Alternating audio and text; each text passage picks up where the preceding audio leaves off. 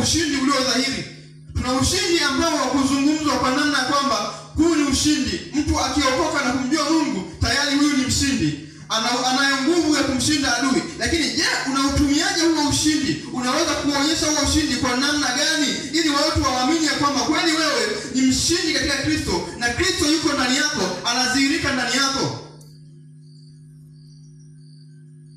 Anadhihirika kwa namna ya matendo ili aweze kufanya mambo makubwa juu yako. Ni kwamba wewe mwenyewe umempokea vizuri na umesimama naye vizuri, umemjaza ndani ya moyo wako. Anaposimama sehemu yote unakuwa identity kwa lile jabali, siwezi kupita mahali hapo kwa sababu kuna jabali. Ani adui anapokuja kukuangalia na hapa siwezi kupita. Wewe una baraka zako zipo nyuma yako, anaziona baraka zile pale. Lakini akisogea anaona kuna jabali limezuia pale. Hawezi kupita kwa sababu anaona hili jabali siwezi kulivuka. Amina watu wa Mungu.